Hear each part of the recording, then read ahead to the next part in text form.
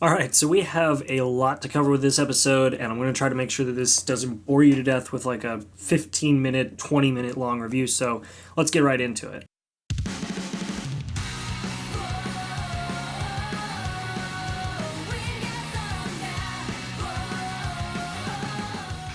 So, of course, we have the opening where it's the obligatory recap, where, of course, we have everybody who Larcade was facing off against in the same state they were in the last episode because recaps. But immediately after that, we pick up where we left off with Gray, Juvia, Natsu, Lucy, all of them being treated by Porliusica, and Gray and Juvia are fine. Like, the plot armor is thick with these two, so they're fine, they'll pull through. But Natsu, on the other hand, because it's coming up towards the end of the season, I'm hoping, and I'm pretty sure it's not going to happen, but he's actually pretty close to death.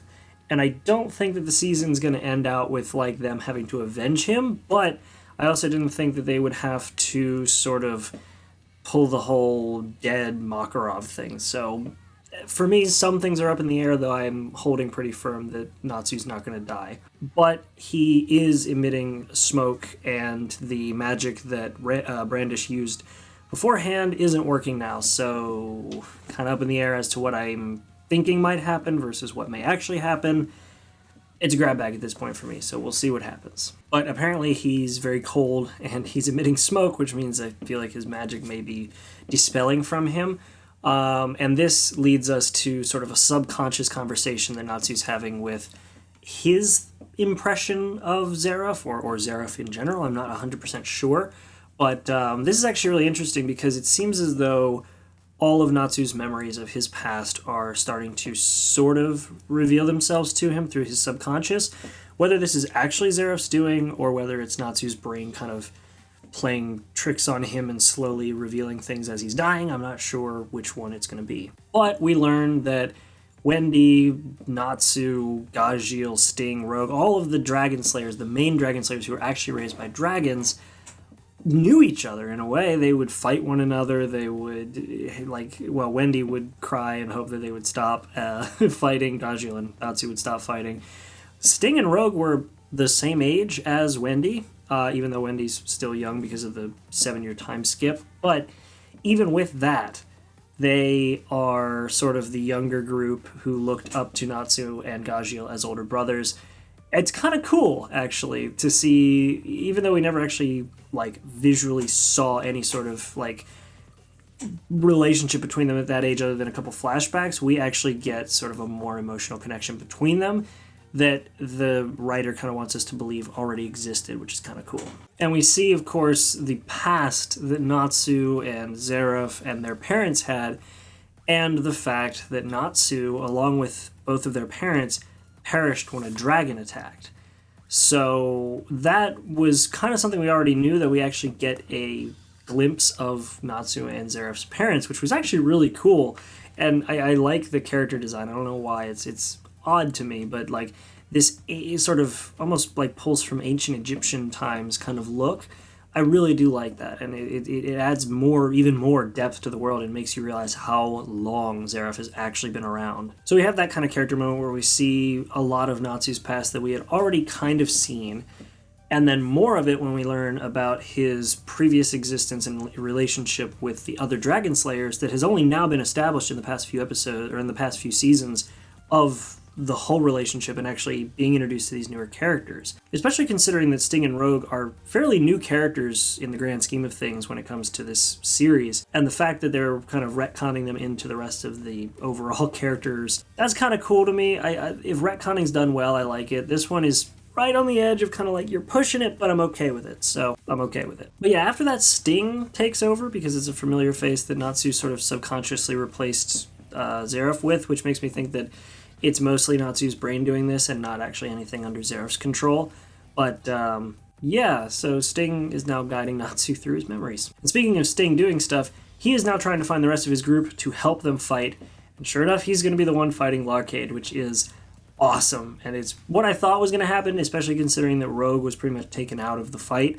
So Sting was helped by Freed to finish up the battle he was fighting. Freed, of course, wants to go find Loxus, of course. So Sting's on his own, trying to go find everybody. He finds them, and it so happens that white magic and light magic do not work on Sting, and we see him eat up the whatever tentacle things that that Larkade was using. And he also ate the light slashes that he threw at him, which was freaking awesome to see. Like, this whole fight in this scene does have sort of a, I don't know, I feel like the timing is too perfect for him to show up, but on the same hand, I'm not going to complain, because getting to see sort of the things he went through, and of course getting some comedy bits, which I'm okay with comedy when it's timed well, which this kind of was. I thought it was an overall fitting fight, so I can forgive how, like, hey, he's here all of a sudden that the fight seemed. Plus, this is something interesting I noticed.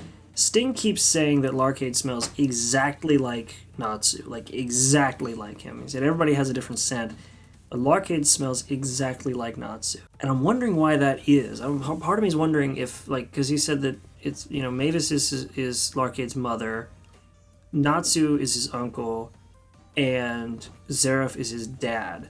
I don't know how then that is, like, how he has the exact same scent. I don't know, but he kept saying that, and we didn't really get a payoff as to why yet. So I'm curious to find out why. But then Sting actually puts in quite a few good hits on Larkade, which I think kind of struck him as a surprise, but then he uses another ability, another magic spell that, well, makes him hungry, makes everybody around Larkade hungry. And it's weird. So essentially, Larkade attacks a couple of, I guess, what he was calling primal senses. And so far we've seen two of them, one of which is not YouTube friendly, and the other one's hunger. And then the third one, which we haven't gotten to see yet, but is something that he's planning to do because he brought it up and said he was going to use it at the end of the episode, is sleep. And apparently that's something that you can't combat, but I don't know. I guess somehow Sting's going to combat it. But anyway, Larkade casts a spell. Everybody's hungry. Everybody starts trying to eat one another, which is kind of really messed up if you really think about it too hard. But it was played off funny because, of course, Sting sees everybody as, like, different foods. Everybody starts eating each other. Of course, with Kagura.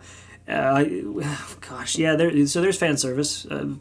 Not story-conductive fan service like the last episode, but fan service nonetheless. But then Frosh, of all characters, is the one to snap Sting out of his trance because he was saying how hungry, like, Frosh is hungry, but doesn't want to eat until Rogue shows up.